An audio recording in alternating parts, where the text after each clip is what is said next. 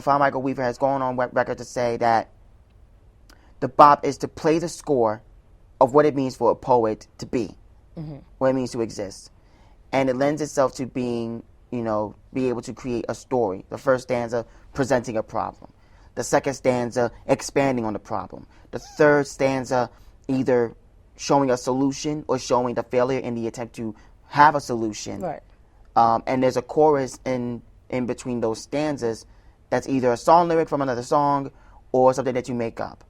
I expanded upon it because, the poem goes 3 pages long, and that's because so much happened. I usually say in the beginning, May 23rd, 2013, I graduated with an MFA in poetry from Rutgers, Newark. The following night, this happened. And by this, I mean coming home from a big celebratory day with family in New York. I decided to walk it. It's 11 at night. I decided to walk Newark Penn Station all the way back to University Avenue. I was living on campus at Rutgers. Big mistake. I got to New Street and Halsey Street. A sea of young teenage boys, teenage black men, ended up surrounding me. I didn't know what was going on at first. I just ran because I wanted to, get across the street before any cars came. All of a sudden I hear, "Don't run, don't run, don't run." I got my book bag on, my shorts are a little loose. I got caught. And I was one of, I think, 3 who would jump that night. Wow. So that was my first mugging. Mind you, I was born in Camden and was raised there for 10 years, but my mother kept me in the house. My mother, she wanted to, keep me safe, Right. keep me secure, keep me out of certain things, keep me out of certain lifestyles. Just focus on school, and I did. That moment was my wake-up call, and that, much like people, when you see all in the news of black people dying because of, police brutality or other means, and they blame, well, if they didn't do this, that, and the third, or they're no angels themselves.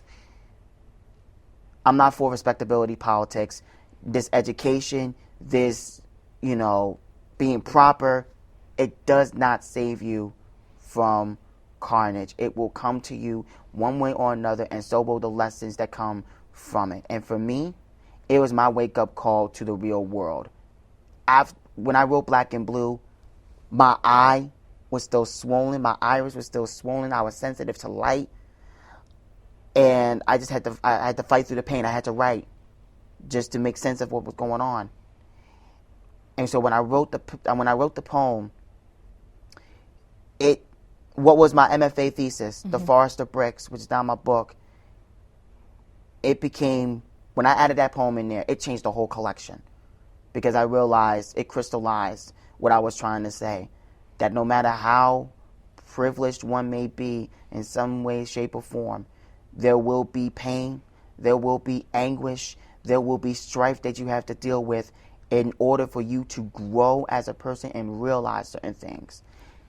And that's important because there are a lot of people that don't live in certain situations. You have suburban people who don't know what's going on in the inner city, as well as you have inner city people who have no idea what's going on in suburbia.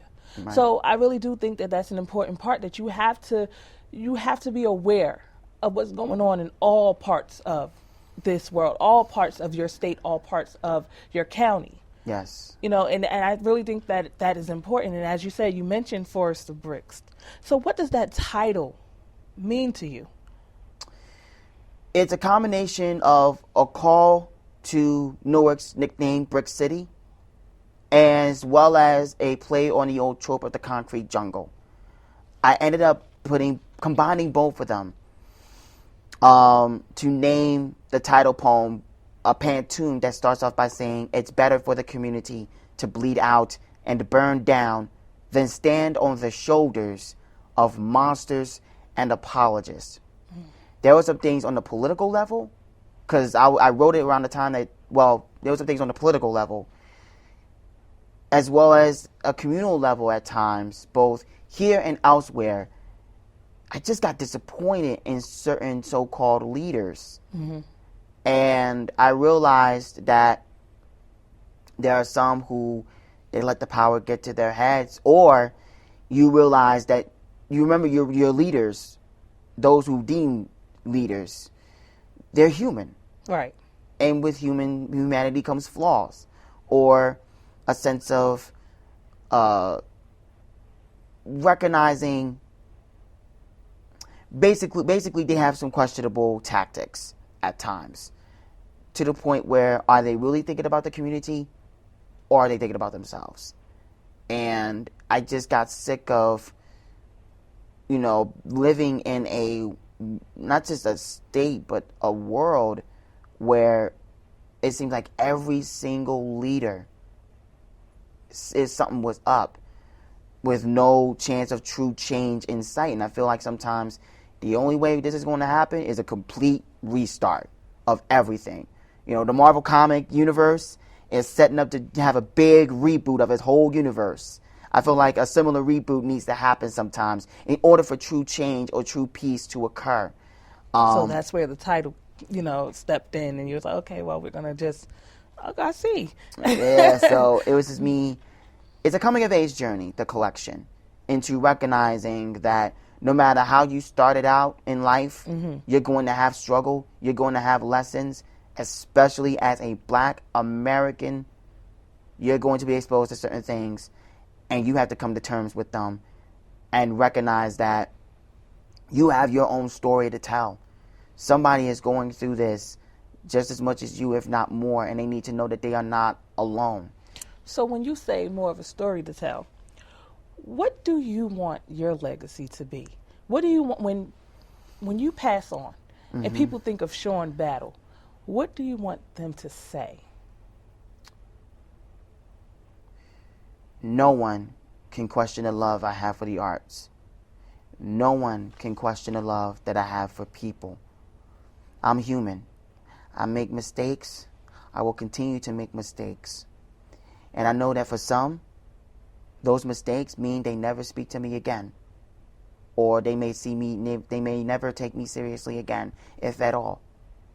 But no one can question that I lived my truth. No one can question how honest I am. No one can question that I did my everything, or put my everything into all that I am a part of. I put 10 years, and I will continue to put 10 more into everything that has led to this point. And all I want is for when people look at that work, when people #see Sean Battle, I like that. they see an artist who was not afraid to learn the rules, know when to break them, know when to redefine what needs to be redefined. Because at the end of the day, I write to create a world when it feels like I don't belong anywhere. Somebody needs to read that world to know that they belong somewhere. That's deep. That's really deep. But I do want to say thank you for joining us today. And you are going to stick around to do 2 pieces, right? Absolutely. Okay. But again, I would love to have you back on my show again. And this was excellent, and your book looks excellent. And, Thank you. I'll just look forward to more of what you have to offer. Thank you. And just real quickly, my sister, if you will, Lady J, great singer, she said to me in the release party for the Forest of Bricks, because she performed there, there's no turning back. You're more than a poet. And that is true. So I just want to say real quickly, for those who are looking for space to express themselves, the brand Evolve NJ, accountability through artistry, encompasses everything that I'm trying to do in regards to recognizing who artists are on and off the page, and to hold people accountable and growing as artists and as people. So with that is Evolution Open Mic, which is every Thursday night. #EvolveNJ. #Sean Battle. Again, I would like to thank you for watching, and until next time. Valentine's Day 2011. For the first time in 7 years, pro wrestler turned actor Dwayne "The Rock" Johnson appeared live on an episode of Monday Night Raw. Finally, the lights and screens shut down. A dramatic entrance in progress. My hero returns from Hollywood. The words on his shirt read, "I bring it." That's all I've done since trading in my orange jumpsuit for navy blue slacks. I bring it to every single person who knows I will be locked up again.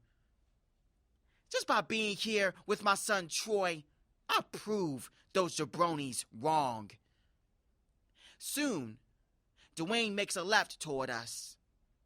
He opens his famous palm and makes friction with my boy's hair, as if to plant seeds of electricity near his imagination. Troy flashes a tickled smile as Dwayne gives his speech to the millions and millions of fans. Some who think, this better be an apology for choosing movies over us. I'm not one of them. Too focused on the last time my son saw me at the halfway house. I told him, when able, I would take him to a live wrestling show. Neither of us expected to witness history tonight, but now Troy has 2 father figures at an age where Dwayne was my only. Hopefully, this is a sign Troy will not lose 5 years of sunlight, drunk punching cops who pull him over.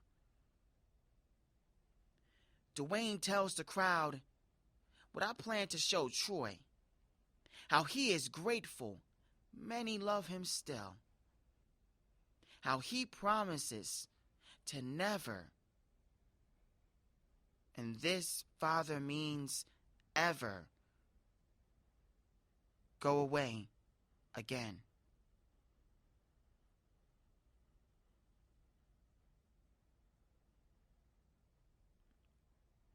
After Selah the author, and in memory of Shantae Legacy Leonard, things I want to whisper into every black woman's ear. I am sorry for every bit of betrayal forced on us by overseers, continued by willing hands which look like ours.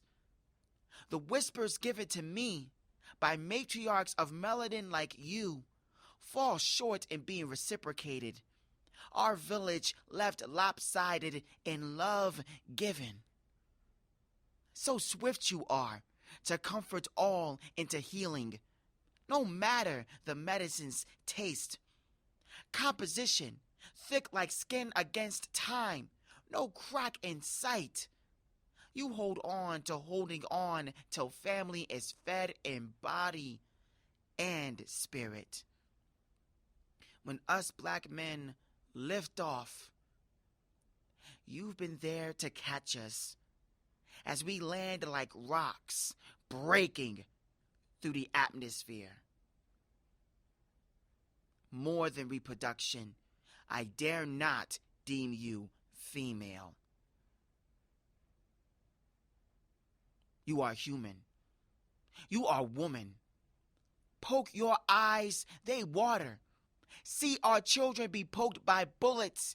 Your nails become daggers. Elevation means recognizing the foes you face inside and outside our ranks. From this, you love enough to hold all accountable. Dare not allow activists to throw the N-word in the coffin without making room for the B-word.